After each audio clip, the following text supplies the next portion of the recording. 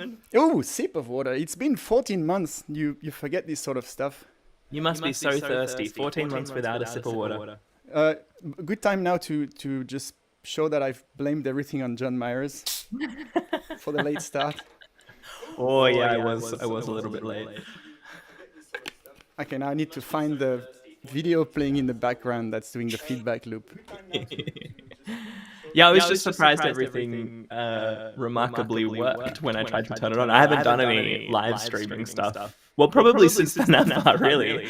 And so all of my setup is now configured for like local recording on the camera and just yeah.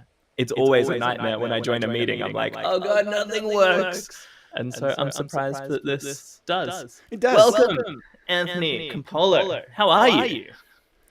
Anthony, my son's called Anthony, not Campolo, but Anthony.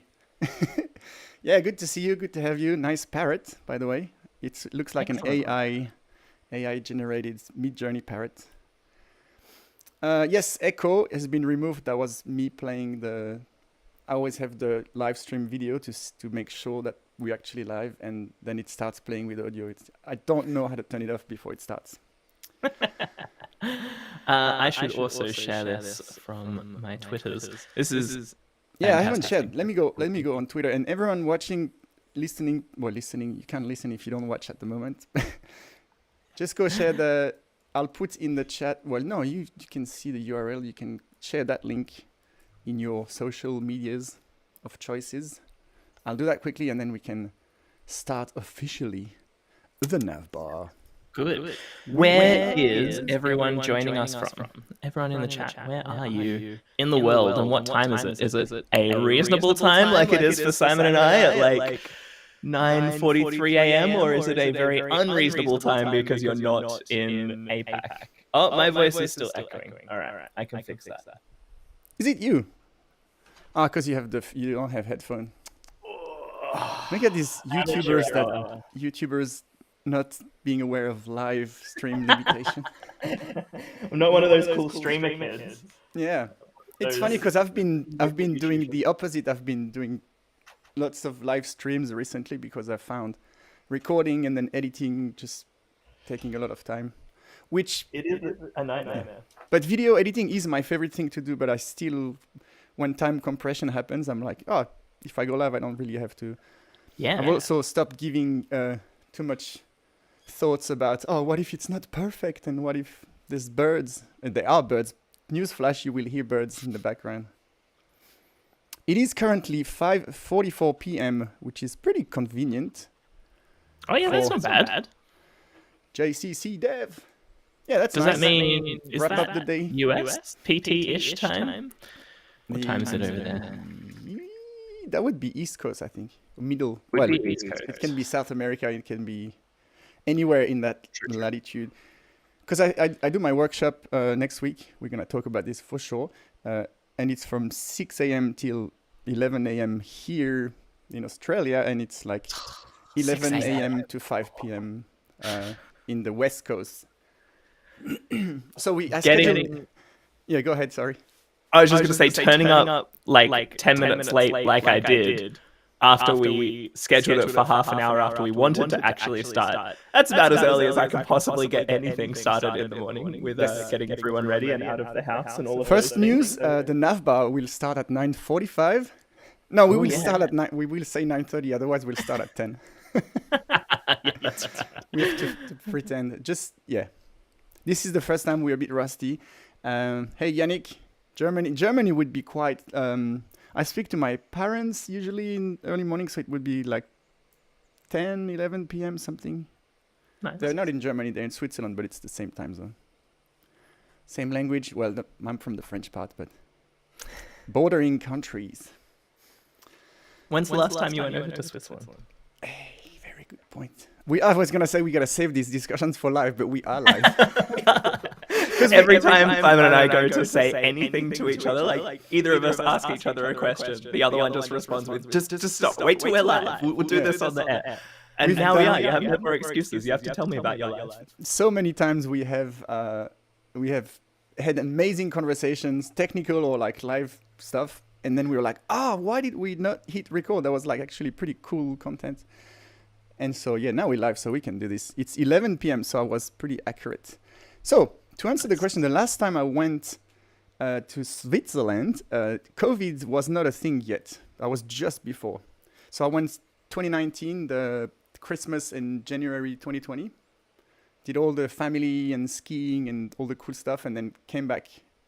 Literally a couple of weeks after we came back, though, stuff starting going a bit weird ever since. Yeah. And I have not left the country, but perhaps this upcoming Christmas, which is in a long time, I might go again. We're talking about the possibility with the family. Nice. Awesome.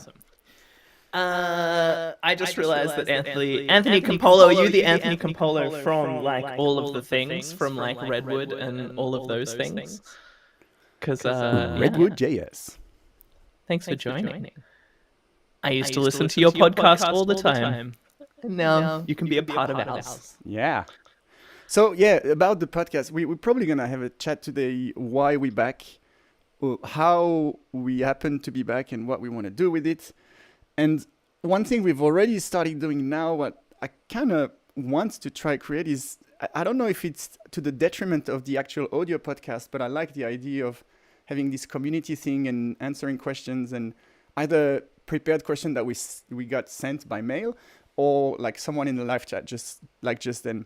Now I realize that if you're listening, you're driving and you're doing the dishes or whatever, not at the same time, obviously, but you're doing this passive audio playlist podcasting, it might be sort of weird to kind of have this like visual missing stuff. But also, if we read the questions, I think we can make it kind of interactive.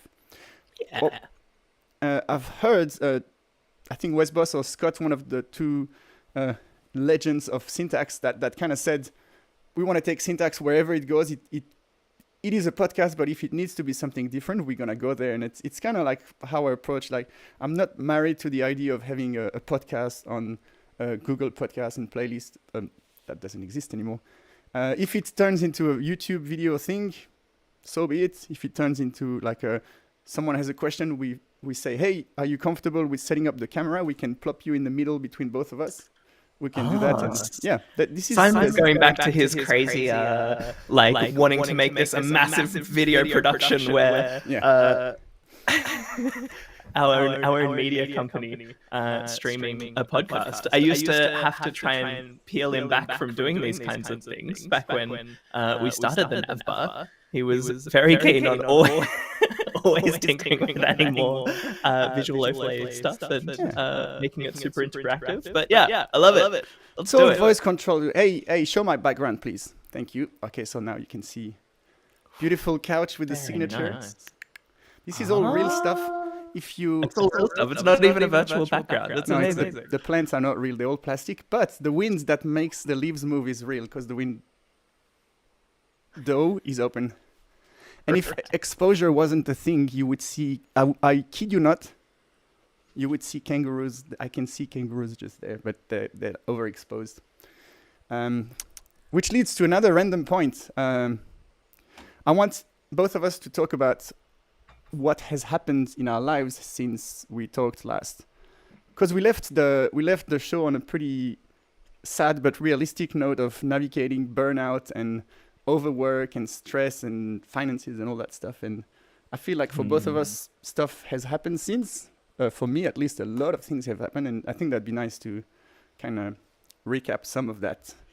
What do you think? Yeah, absolutely. I think that's a fantastic idea. Yeah, I think we both loved doing the podcast, but yes, it got to a point where we were just so busy and burnt out with other things, and just didn't have anything left to spend the time planning episodes. And that's kind of part of the inspiration of doing this kind of more casual format is rather than like both of us, do a bunch of educational content. We create YouTube videos. We do other streams where we're explaining concepts and trying to educate you about things. And maybe an audio podcast isn't the best format for that.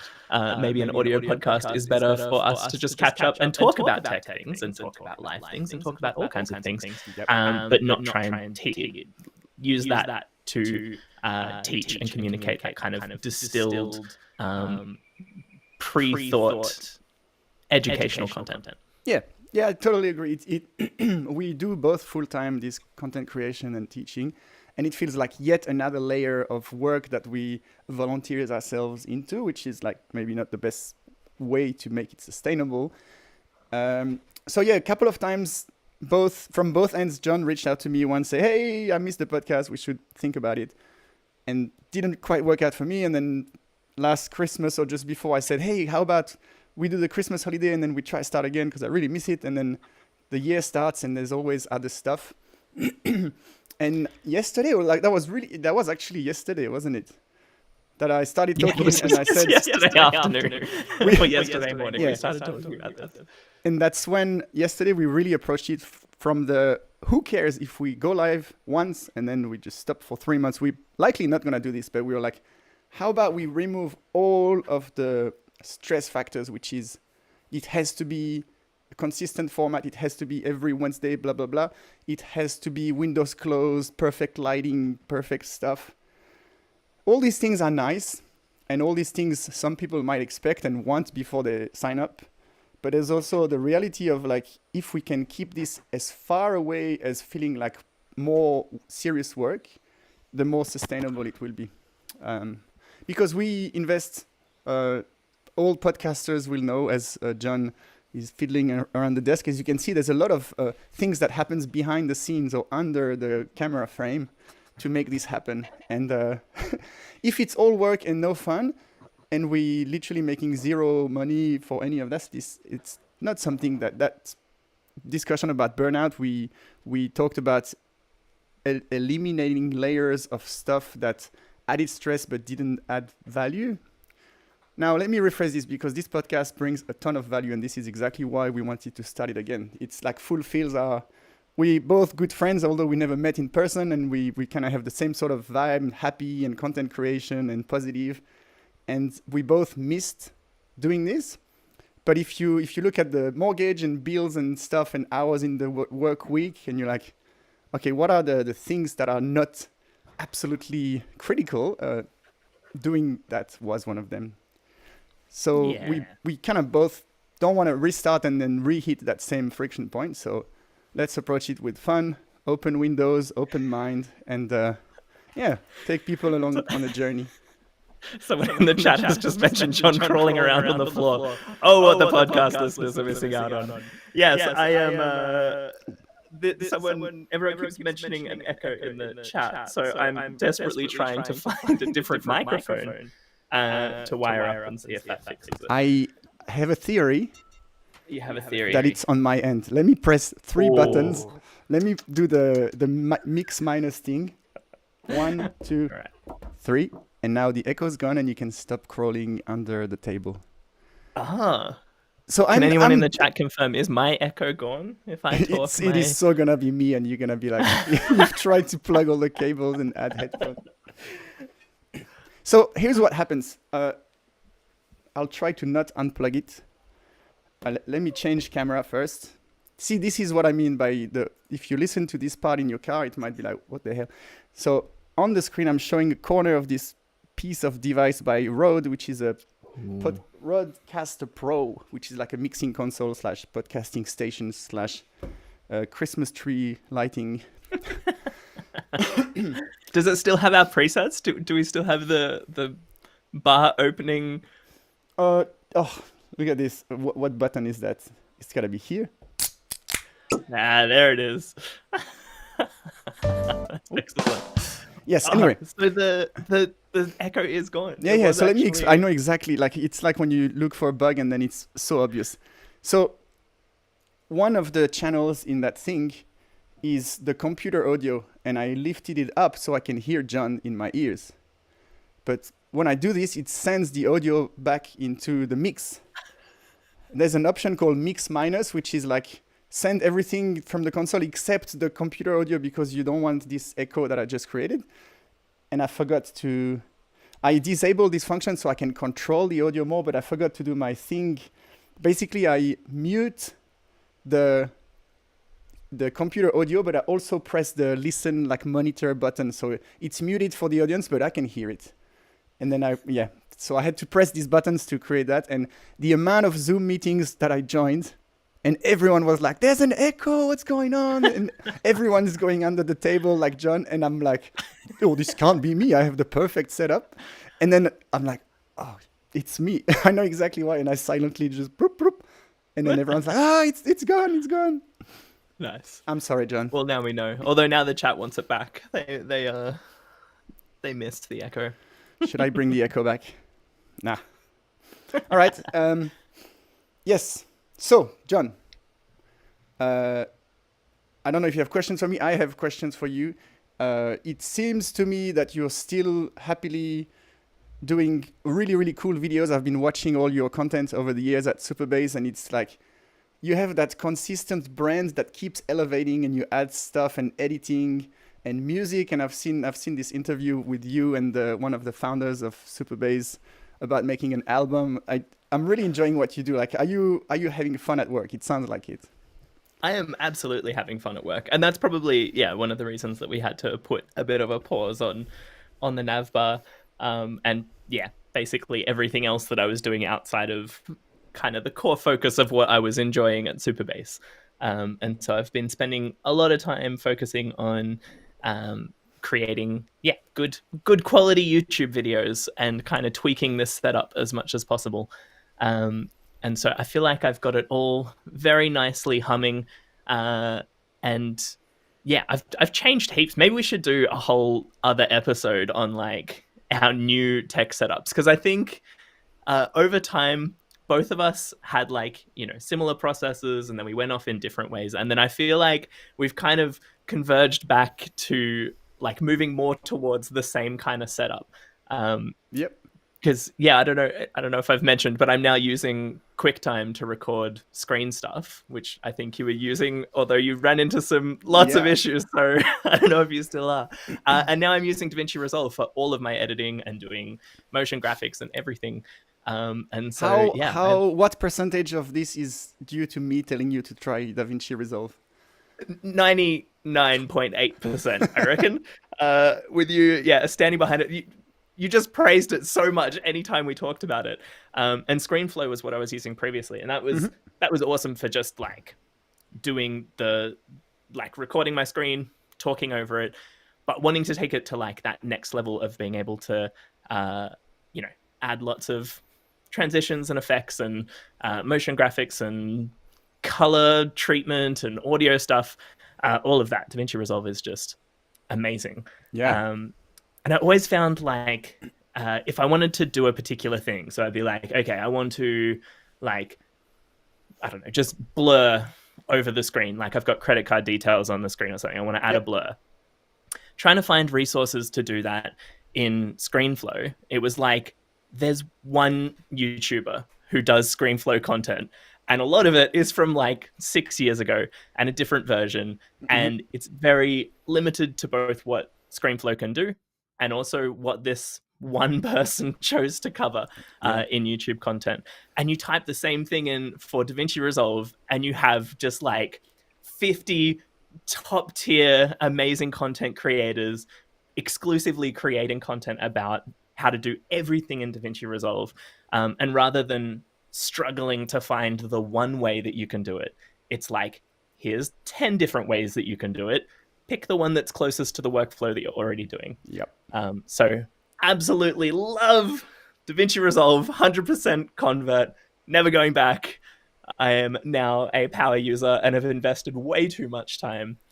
There was actually a funny story as to how I decided to take this on. If you've listened in the past, or if you're familiar with Superbase, you'll know that we do these launch weeks, which is basically about every 4 months. We do 1 week where we release a new feature every day of the week.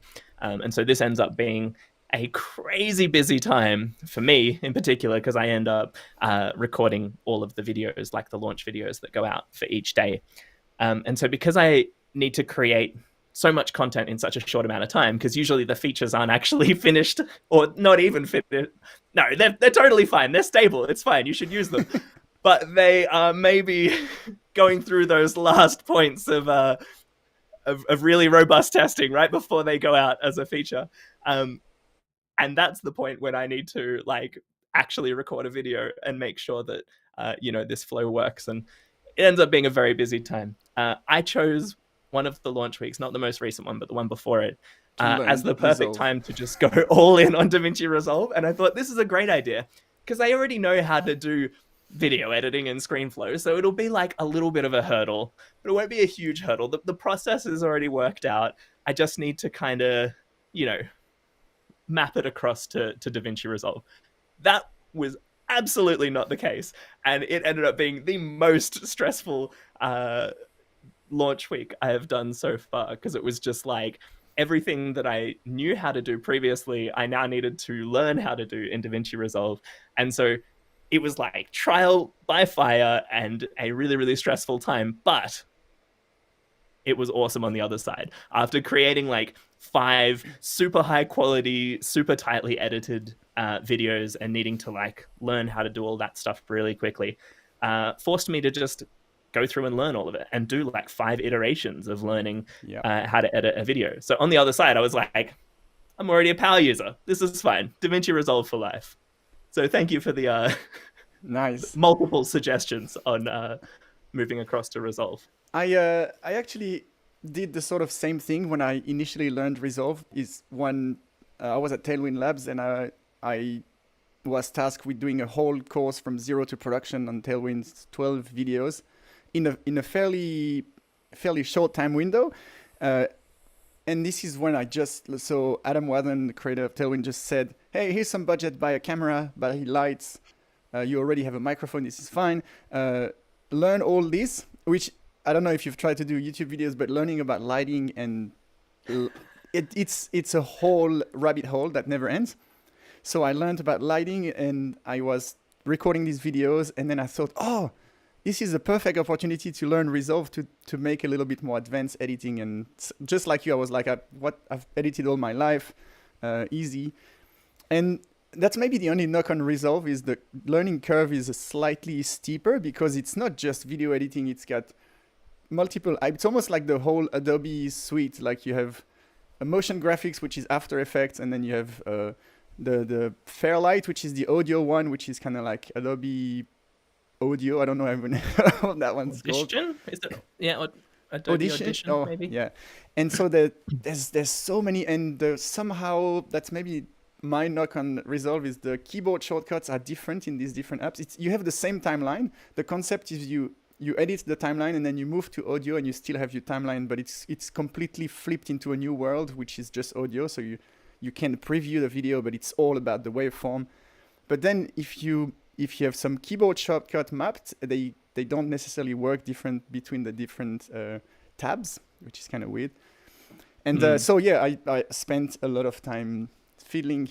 And in what you said, I think there's really interesting parallels to the world of tech. 2 things that you said that I was like, ooh, there's a nugget here. The first one is you talked about the resources to learn. So ScreenFlow had that one person doing screencasts, and then Resolve had a huge community. And it's sort of the same when you choose a framework. Like there's some frameworks that are exceptionally good and amazing, but because the community is either new or small, it's much harder. If you hit a problem, you're like, how can I find quickly help? And there's much more scraping to do to find something where, and like you can talk all day about, is React the best framework? Is it not? But like the ecosystem around React is like, if you have something and you look it up on YouTube, you will find a million people teaching you how to use it.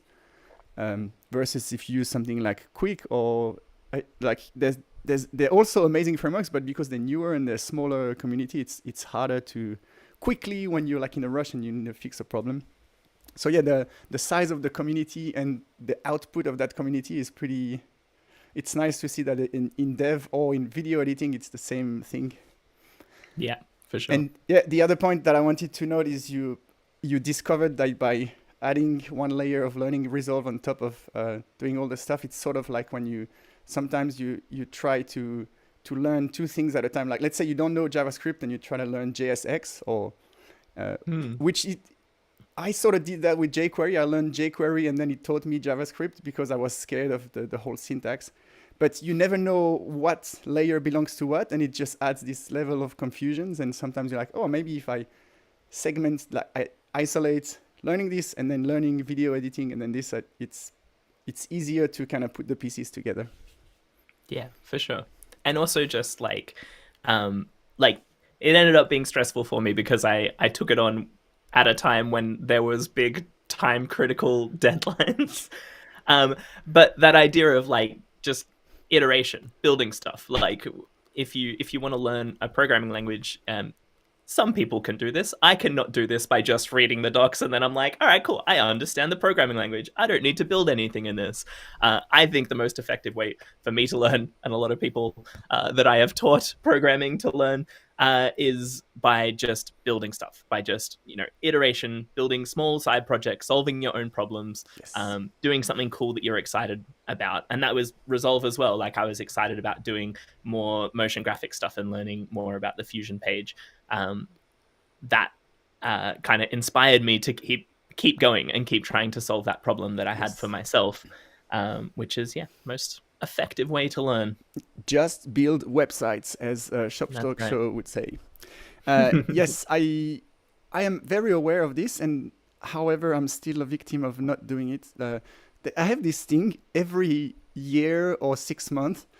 I read something about Laravel, and I'm like, holy crap! I'm learning Laravel. I'm gonna become really good. It's amazing. I'm like, there'll be a learning curve, but I can see the whole ecosystem and how elegant and everything is so tight, and with Livewire 3 and Alpine, it's just like, I know I have enough programming skills to learn, and this I can see how productive you get. And then I do some videos and tutorials, and I get so excited, and I do a little Hello World project, and then I just, because life and kids and work, and I just stop there. And then I'm like, 6 months later, I'm like, damn, I remember how pumped I was, and I never really thought, okay, what is a need? Just scratch and itch, whatever I want to build, just build that instead of just doing the what's called tutorial hell, where it's not hell, but you just do tutorials and you hope that one day it clicks and you're fluent, and nothing will prepare you like building something and then, just like you did with editing, hitting a problem like, oh, how do I blur the credit card number? And it's like, oh, how do I do optimistic UI? So as soon as I submit, the item gets added. And this is how you end up on like Ryan Florence optimistic UI video. And you're like, oh shit, this is really good. And then you just learn all these skills with an intent. And then this is when the learning kind of sticks to your head instead of just passively consuming videos. Anthony Campolo shouts out in the comments, just learn Redwood instead. Plug your plug. Shoot your shot. Redwood is also awesome. Yeah, that idea of Laravel, Redwood, all of those ones that just have like Rails and everything that just kind of have all those batteries included. And there's kind of just the one way to do things, but it's already like that path is already nicely laid out for you. If you need authentication, this is how you do authentication. If you need a database, this is where your database is hosted. Makes it a very smooth pathway to learn all of that stuff. Yeah. Speaking of learning stuff, Simon, I hear that you are putting together lots of learning stuff. What have you been working on recently? This is a perfect segue because the thing that you just mentioned about there's opinions and you need a database, use this, you need that, use this, is sort of the philosophy of a person of high notoriety. What's the word? Notorious person. Yeah. A notorious person. A notorious person named Kenzie Dodds reached out to me about 3, 4, 6 months ago. And if you don't know, Kent is building this epic stack, which is basically a wrap of opinions around the JavaScript ecosystem. And it's using Remix for the front end. Also, Remix is like the center stack that kind of, it connects all the parts. And then one of the knock of Remix, or one of the like JavaScript in general, is like cool, there's 1,000 million different ways I could do the rest of the backend. You often hear like Next.js is a backend framework, Remix is a full stack framework. And when you talk to people from Laravel, to go back to Laravel, they tend to giggle at this concept because they're like, no, full stack framework has batteries included for cron jobs, queues, like all the stuff that you in real world applications, sending emails, all that stuff is like, no. Having a server where you can run some code that doesn't go on the client is not a full stack framework. It's just server-side code, basically. And so with Remix, the same happens. You can have loaders to do some data fetching and then provide them to the front end with like use loader data. And then you can send form actions and then the actions run on the server. But this is not like a full stack framework. It's just the ability to talk with the server and do stuff on the server side.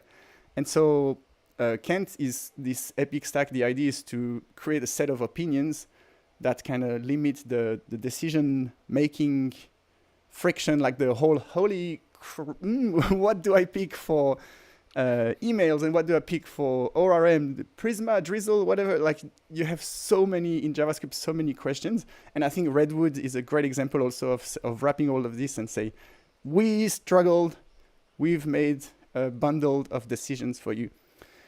And so what Ken's not doing is not unique, but it's like another take on it. I also know Kitze. I don't know if you follow Kitze, but he created this course called Shipping Web Apps, something like this. And it's the same. It's a different stack, but the idea is like, here are the stuff. Use these and stop wondering which one to use.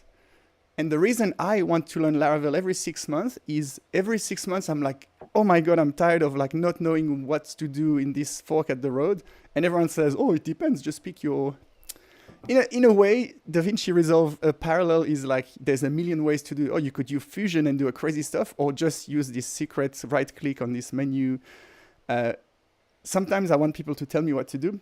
And although I don't myself use the Epic stack because I don't build applications of this scale where you need like all of there's some elements of the stack that I don't see myself using every day for the sort of stuff I build, like Playwright and all the testing and stuff. But one of the major parts of this stack is Tailwind CSS. And Kent reached out to me, said, I love how you teach. I love how you connect with people. I love your positivity. I love how good you are at Tailwind. Would you be interested in kind of doing some Tailwind related content in my whole Epic Web platform, which is like he does a lot of workshop and teaching.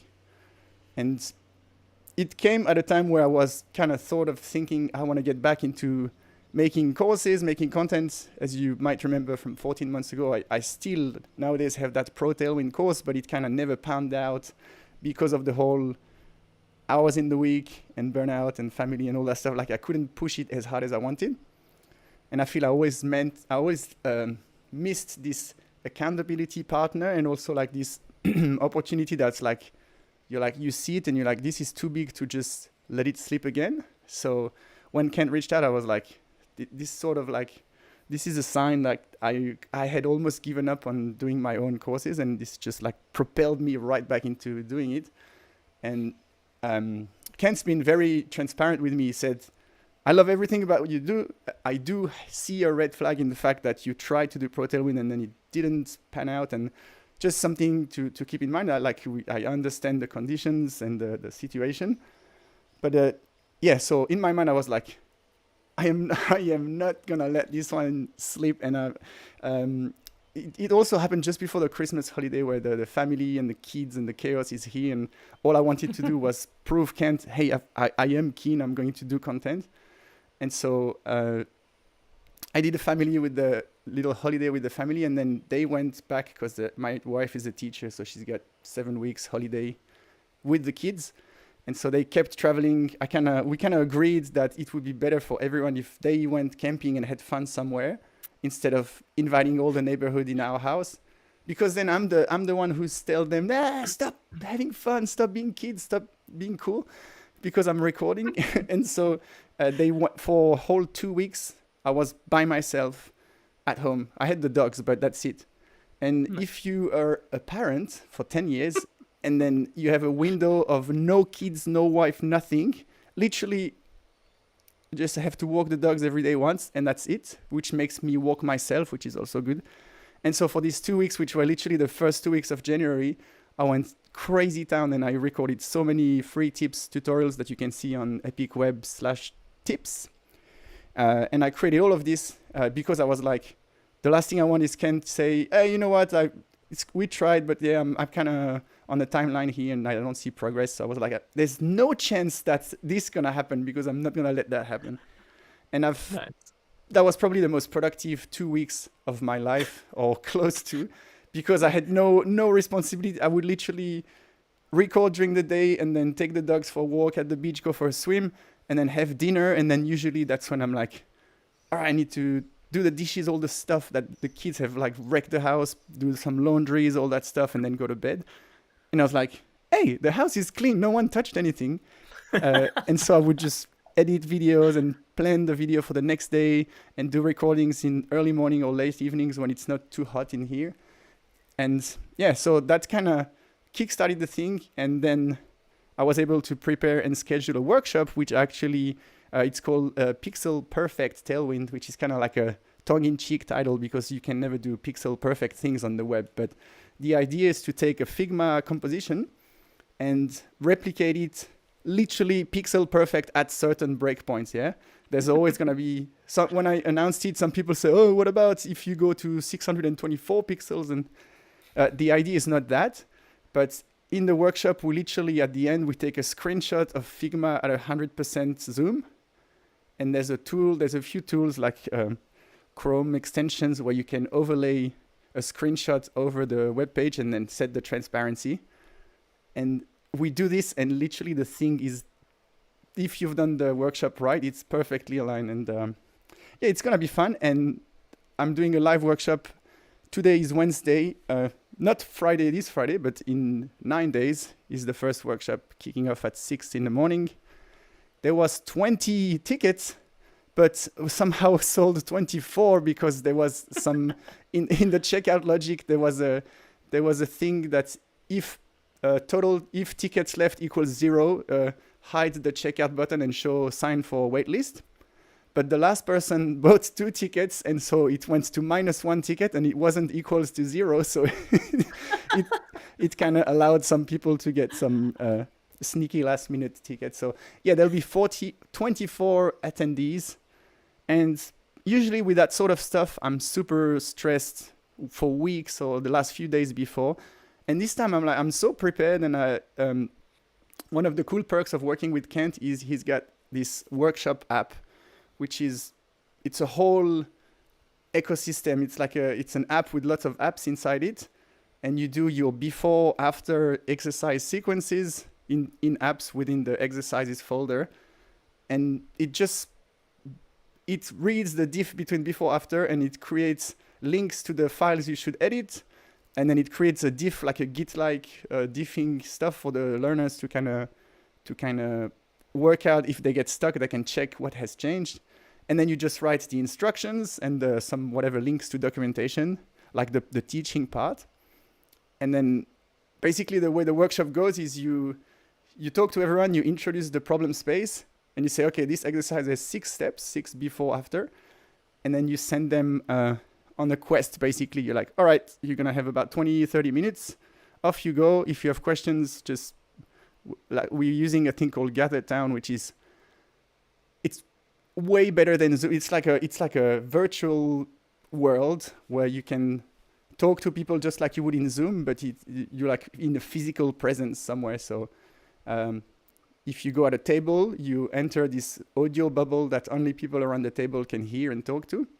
So it recreates this like workshop with tables. And if someone has a question, you go to their table and whoever's sitting there can hear and be in the conversation, and someone can walk and stand next to it to like you would do in a real space. Instead of Zoom has this breakout rooms concept, which is kind of cool. But if you go to a breakout room, you disappear in another somewhere else where there's absolutely no visual feedback of what's happening. Where in Gather, you can literally see the little characters walking to a table and say, oh, I wonder what's happening. You can see speech bubbles over their head when they're talking with the microphone. It's really cool. So That I'm is super excited. very, very cool. Anthony has asked if that is open source or just something Kent built and uses privately, because that sounds awesome. Like, yeah, The it sounds like he's yeah. built a whole LMS for running these workshops. So that's another amazing thing about how Kent operates is literally everything, even the workshop, my workshop, problem, exercise, solution, the stuff I spent hundreds and hundreds of hours to prepare. It's all public for free, deployed. You can self-host it. You can create your own workshop with it. Literally, the only thing that you pay for is to attend the live workshop with me or Kent or whoever runs the workshop. And then if you want to, like when you want to buy the maybe I shouldn't, yeah, actually I'm happy to say this because it shows the level of like trying to give as much for free as possible. If you buy, when I record the videos after I do the workshop, this will be like it's called a self-paced workshop where you basically, instead of attending the workshop, you watch videos of me teaching you step by step. You can have everything except the video of me teaching you step by step completely for free. If you go to github.com/epicweb-dev, there's all the workshops from Kent, from me, and the people that started partnering. It's all completely open source, free. And the workshop app is called KCD Shop, I think, if you search for KCD Shop app.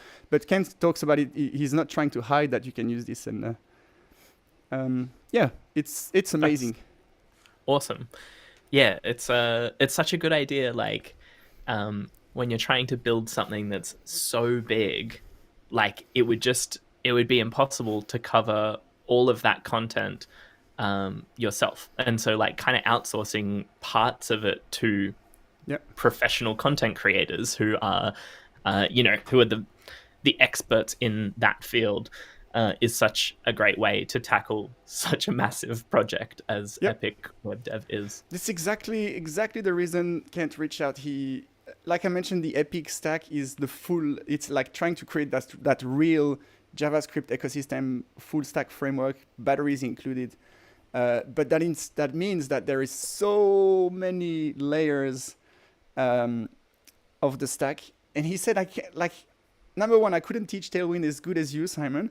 But also all the time I teach Tailwind, I'm like, I still have to do this database modeling workshop. It's like more important.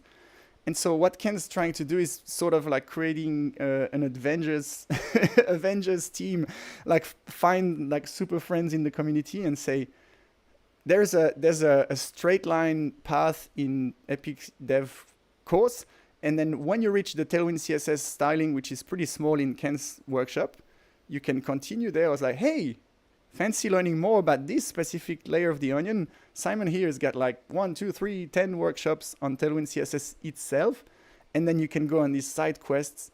And the whole idea is to reduce the need for side quests. So he can have like a straight line teaching. If you like, I want to learn from A to Z the baseline of the Epic stack. And then when I get to ORMs, I want to really go crazy deep on Prisma. And then someone at some point, it's not the case now, maybe Kent will do that part himself, but that's where someone that's super skilled with Prisma and loves like talking about Prisma might do some workshops on that. And so you can see how it scales horizontally instead of Kent doing everything. And I don't know if you know anything about Kent, but he's incredibly prolific and productive, and he still constantly complains that he doesn't have enough time to do what he wants, and he's like, and he's such a high achiever that I think it's for his sanity, it's really good to surround himself with like people that can help. And so there's a lot of freedom. Like I can teach what I want. Like I start with Tailwind, but I can. The only thing is Kent has that set of opinions for Epic Stack, and to feel consistent, he doesn't want someone to come in and actually contradict that and say, actually, I'm not sure about Remix. You should use Astro. Like I personally love Astro and I use Astro for my stuff, but I'm not gonna come and try suggest you can use Astro instead of Remix in the Epic Stack. Although you can, but it's like the idea is like there's some coherent thing to the thing he teaches, so everyone that joins the education team kind of amplifies the same kind of message of. And this is why Rails and Laravel are so successful, is because they have made decisions on opinions, and then this is how you do things, and people kind of converge towards the same way of doing things. For sure. Yeah, something else that you called out there, which I think can't be understated enough, is the importance, once you have kids, of having any spare time to do absolutely anything. And I can very much relate to that. Just like every second is filled from the moment you wake up. It's like, breakfast and getting people ready for whatever they're doing for the day. And then if you work, it's you go to work and then you've just got a million things you need to do for work. And then the second you finish work, it's straight back into like dinner time, With bedtime remote routine. working, yeah, there's no, you get out of the office and like, all Yeah. right, like my wife had enough of the kids during the school holiday, they're home all. So she's like, all right, I've done 6 laundries, I'm done. Can I go for a quick swim or run? And she leaves the second I'm out. And so I'm like, oh, and yeah, the dynamics are so, yeah, Yeah. you Like know what I having mean. kids, incredible. Most Yes, amazing thing that I've ever done in my life. Working from home, incredible. Definitely another, like, one of the biggest impacts to the quality of my life that agreed. has happened.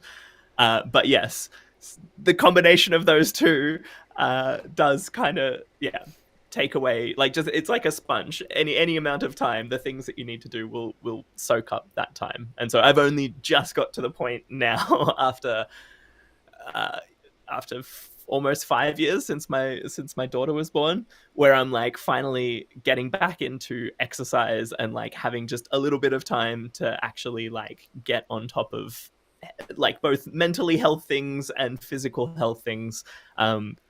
Maybe it is just a bit of an excuse, but I feel like that's always been pushed to the side of whatever the main focus of right now is. And so Yep. it's very nice.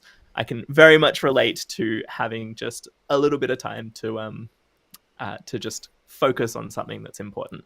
It's awesome. Yeah. Yeah, you can now guess that we both ditched the NavBar because we have kids and it takes a lot of time.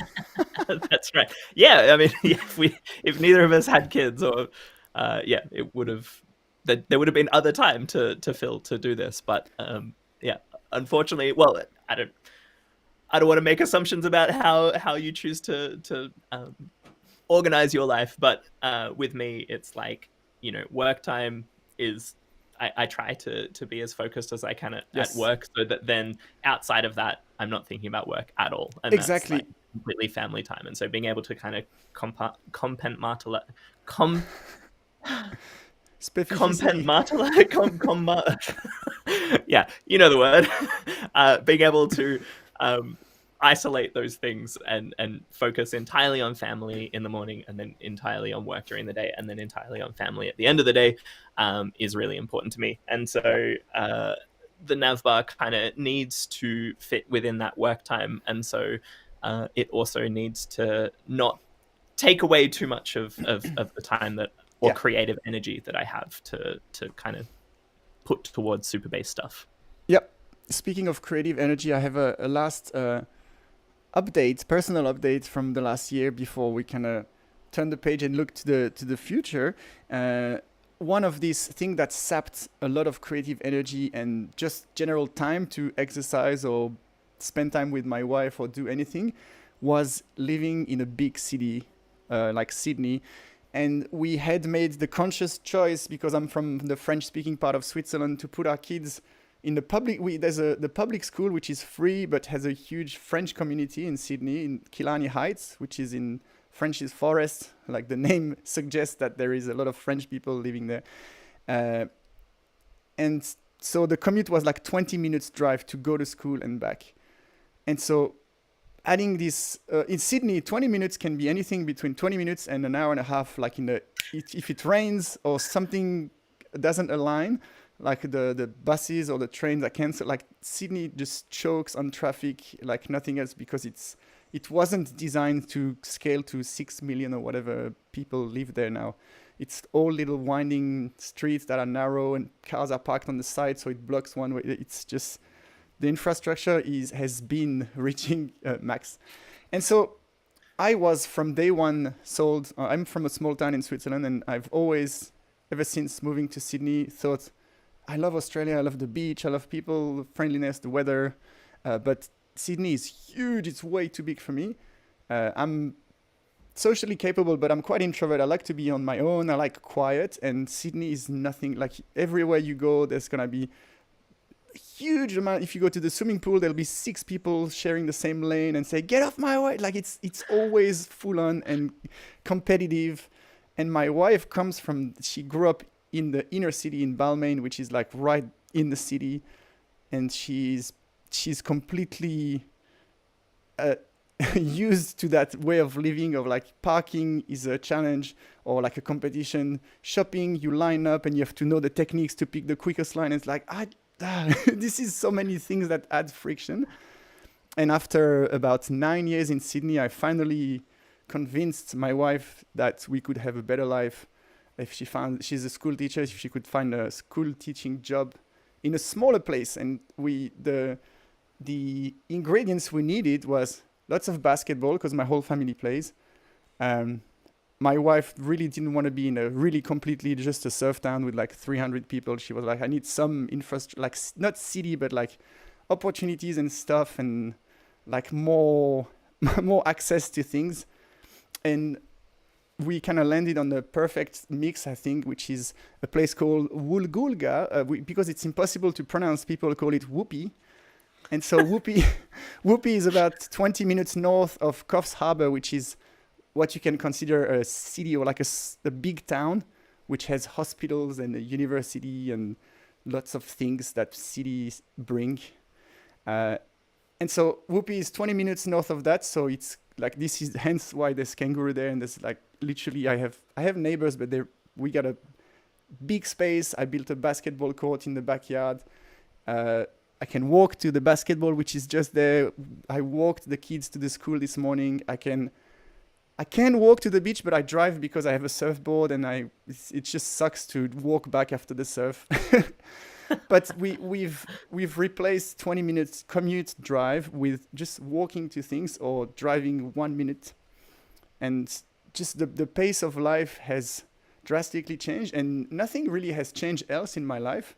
I still work at ThinkMill, I still do my courses, I still do the same stuff, but it just compressed this amount of stress and time friction and made it go away. And then suddenly your head has space for other things to use that time. And yeah, so I was waiting for this move, and I thought it's never going to happen, but I understand the kids have their friends, my wife has her parents and all that stuff. And when she said that you still want to do this, we looked at a house, we put the deposit, we did all the paperwork, and I refused to believe it was happening until we cut off the lease in our house and packed the truck to move the stuff. And I was like, holy crap, we're doing this. And it's been 9 months now, and I'm still pinching myself every day. I went surfing with my son yesterday before dropping him at school. And today I walked them to the bus stop. They could walk, but they love catching the bus because it's with their friends, and the bus goes 500 meters, but it picks 6 people, and they're just like this, walking your kids and trusting them they can catch a bus at like 9 years old. And yeah, it's awesome. It's been great. That sounds amazing. Yeah, I think I went the reverse way of that, where like we moved out to a much nicer like rainforesty area that's quite far from the city. Yeah. But the problem was I still had the job that I was still commuting into the city for. So moving out here actually meant more time on the road, because it was before COVID hit and all of that stuff. Yeah. And so, it used to be a 2 hour or 2 and a bit hour, about 2 hours and 15 minutes, door to door each way. So that's like 4.5 hours of commuting each day, which is just way too much time to be sitting on a train. Or waiting for a train, or waiting for a tram, or sitting on a tram. And so when COVID hit and all of a sudden we couldn't go into the office, it was an amazing opportunity to force everyone to learn how to be able to work from home. And I'm just so grateful because, like you're saying, just got all of this time back where I can just actually spend time doing the stuff that I want to do instead of being stuck on public transport. Yep. Now, I think we should wrap it up here, but I thought I would check. Do you have any? What do we call the stick pics? Should we just call them stick pics? Oh, he's opening the bar. Okay, the bar is now officially open. Simon, do you have one or two sick picks you would like to, or open bar topics you would like to tell me about? I haven't thought about this. Do you have one on top All of right, your I mind? can jump in. Yeah, I yeah, do. jump in. I've actually written a huge list to slowly work through over the next few podcasts, and a lot of them will have to do with um, tools and disaster recovery things. Maybe we should cover this on a different pod. Nah, we'll get into it now. Very Yeah. recently, like a couple of weeks ago, there were like insane storms in Victoria Yep. that just like decimated everything. Lots of trees came down. I was without power for, thankfully, we were only out without power for about um, 3 days, I think.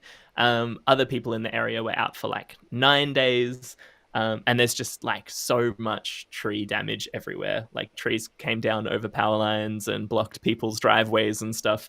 Thankfully, we had a couple of trees come down, but didn't hit anything important. It knocked one of the nesting boxes of the chicken coop that we've been building for about 6 months. Yeah. Thankfully, there are no chickens in there yet, but we were getting very close to having chickens, and now we've been pushed back a little bit to do some repairs on the chicken coop. But yeah, thankfully no damage. But the thing that was just so incredibly helpful during this time was having a generator.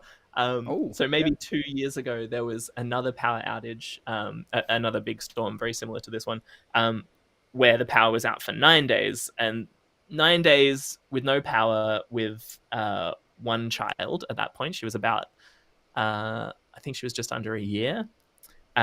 Not being able to like have lights at nighttime is a pretty stressful thing with young kids who don't like not having lights on.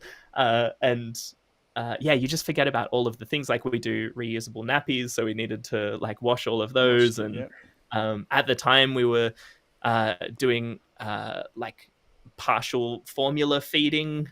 So yeah, we had like for our daughter to be able to like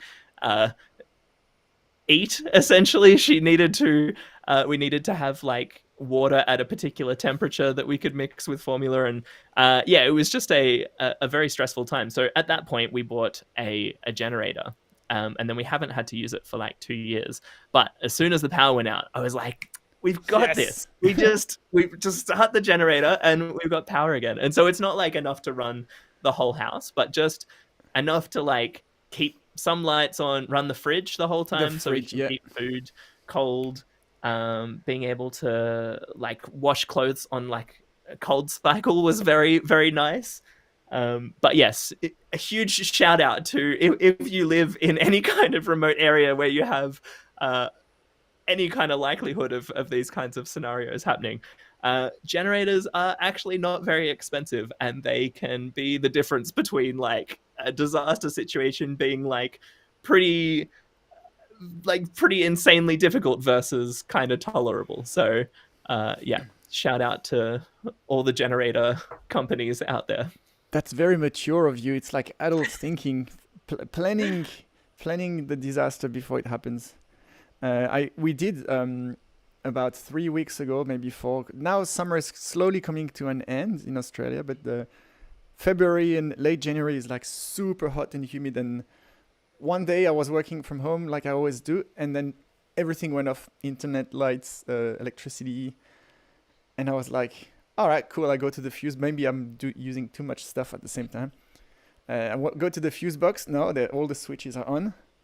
And then this is when I'm like, oh, did I not pay an electricity bill or something? Like I was like, I can't guarantee that it's all sorted. And I go a second time to the fuse box to see if I missed something. And my neighbor over the fence said, "Have you lost power too?" And I was so happy. Like I said, I'm sorry to say this, but I'm so glad it's not just me, because I thought, oh crap, I haven't paid something and now I'm gonna have to. But yeah, because it was 34, 35 degrees and really humid. First I was like, oh, it should come back, and it ended up coming back later, like 4 hours later. But it got from, okay, close the curtain, do not open the fridge or freezer no matter what, because you want to try to keep it as cold as you can in there.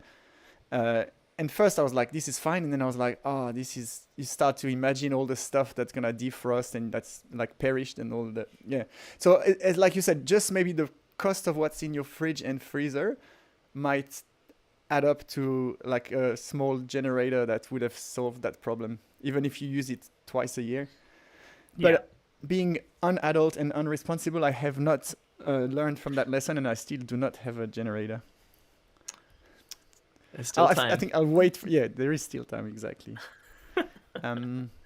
Probably wait a little bit, because I think all of the generators in Australia have probably been purchased by all of Victoria over the last couple there of was weeks. a need for Yeah.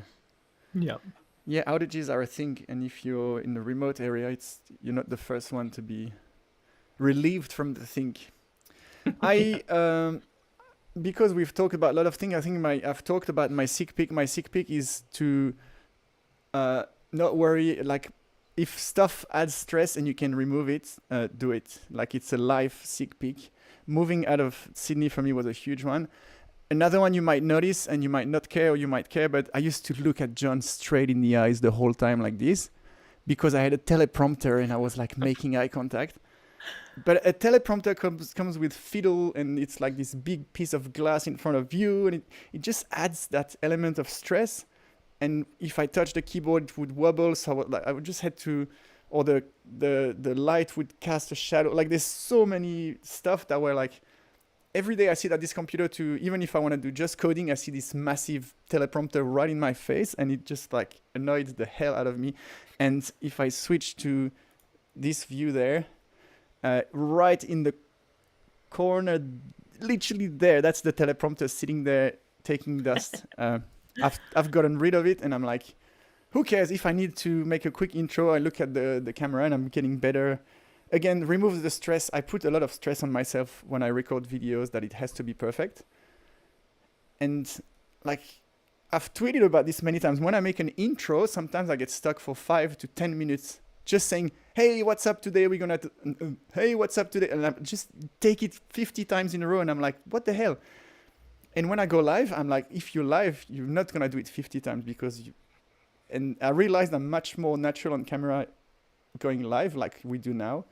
Where if we were just recording, I guarantee a few times say, oh, okay, we're going to cut this bit, I'm going to restart. And we used to do that, remember? We used to say, let me just redo this one.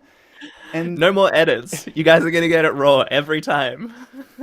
Yeah, I just found a lot of liberation in finding what causes stress, and if you can remove it, remove it. And somehow adding this, I think what we should do is next week, because we said we would do that, but it's getting long here. We've just reached an hour. I think we should do next week, or whenever we do the next one, make what are our plans with the podcast, because we wanted to talk about the format we want to do, if we want to have people on, if like sponsors, all these things. We should do like a little, almost like a open work in the open planning session of what we want to do with the podcast. But to me, it adds more work, but it also relieves some stress, because sometimes I feel one of the things about working remotely is there's a little bit of loneliness creeping in, and just like hanging out with a friend like we do now is really cool, and it somehow can generate energy and like remove stress somehow. And I know because I am a firm believer that when you do public stuff, it always opens door. I know eventually something nice will happen. I'm not saying that Sentry is going to acquire us or something like this, because the Syntax FM guys have been doing it for 5 years, and they started with much larger audiences from the beginning. But like, when you do something long enough, you accumulate karma points, and I feel like this karma just cash in at some point. And I just enjoy doing stuff.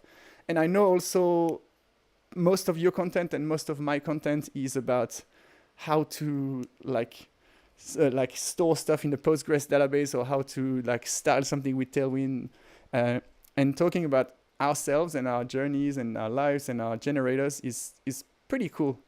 And so maybe the other sick pick is, you mentioned that yesterday, Aaron Francis, and I forgot the name of his friend, have that podcast where I've just listened to one, but they were just talking about life, and Aaron had twins, and then a second set of twins that are babies, and he's like going through the grinder right now. And he just vents on the podcast about like just everyday life situation, having no sleep and no time. And I really enjoyed this format. And I'm like, Aaron teaches a lot of stuff about what's the database he works at? Planet Scale. Planet Scale, yeah. And he teaches you how to edit video with screencasting.com. But it's kind of nice to hear about the person.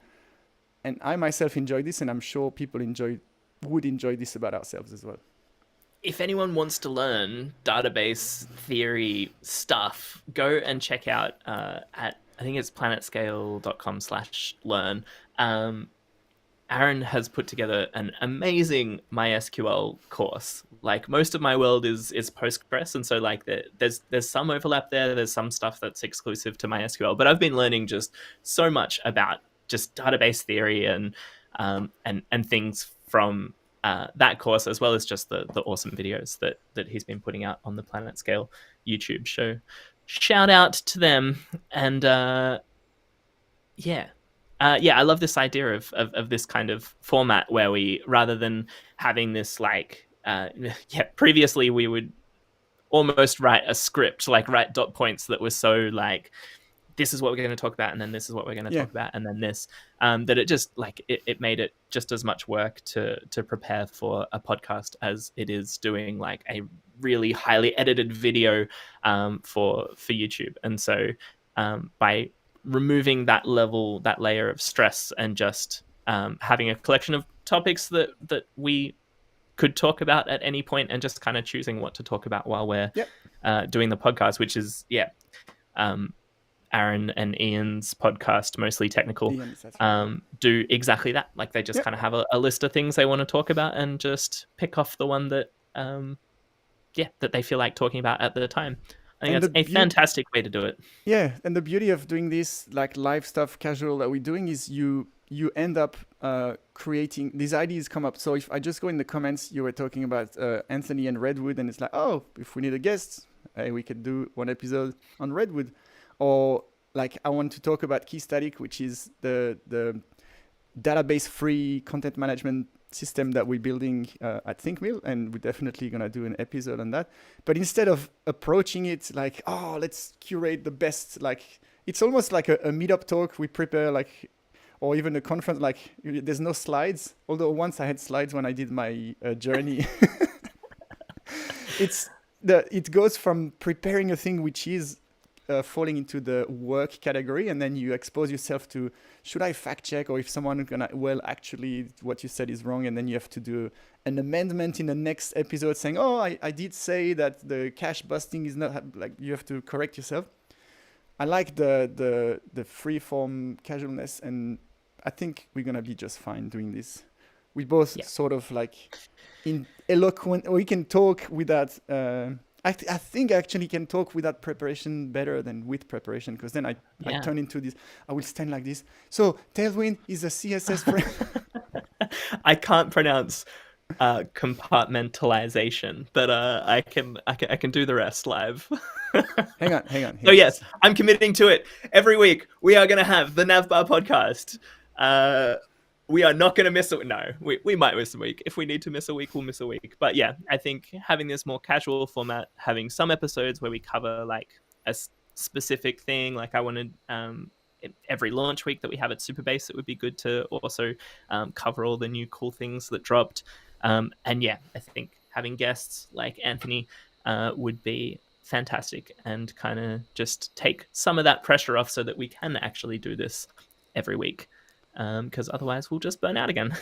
Yes, we shall not burn out. We're gonna keep this fun, and I think the format, even it's almost better to kind of, we might lose some credibility or audience, but saying, hey, it's not going to be 45 minutes every Wednesday, or I know you like 20 minutes thing because that's the time of your commute, but we're not going to make time, but like we gotta actively keep it a little bit raw, because then it gives us permission to like not stress about it. If there is a world where someone say, I love your energy, what you do, we want to pay $500,000 every year to make that professionally, then okay, now it's a job. We can do it properly. But when it's like our side thing that we do to enjoy, we may as well not add arbitrary constraints that can. And the more constraints you put, the more expectation. It's like open sourcing some code and some people open issues that this needs to be fixed because I use it and my boss is getting angry that it's broken. We want to steer nice away from that. And that's why I don't have a teleprompter. That's why I have Windows open. John said he can't hear it, but I have a fan blowing on here. I've got the air conditioner going behind me because it's a very uncomfortable, humid day here in Melbourne. So, yeah. So what do you think? Be ready for lots of background noise. Yeah. What do you think about doing the next stream? Just like having we can talk out the both. Even unrehearsed, it's even better if it's unrehearsed. Like what we can hope to get out of this second iteration of the NavBar, and some ideas like content-wise and guest-wise and format-wise. I think that's just the one thing we need to get better at, and we've talked about this all the time, is try to not go over. Probably 1 hour is probably the max. 45 minutes is even better. Just for the consumption, and also we have both employers that pay us. It's working office hours right now. Although I'm pretty flexible and grateful for the flexibility to. Yesterday I was doing PR and Discord stuff at 9 p.m. So I'm not too worried that like someone from ThinkMe is like, oh, but is he not working on, like we're very beyond that whole rigid 9 to 5 come back to the office sort of mentality. So. This is good, but still, I think sticking to 45 to an hour would be nice. Sick. Yep. Awesome. Before we leave, now we need to start cutting each other off and be rather than saying save it for the podcast, we need to say save it for the next episode of the podcast. Before we leave, though, we are going to do the intro because we missed it and John wants to make it, and then we can maybe use that for the teaser or whatever. So we're gonna conclude the podcast with the intro. What do you think?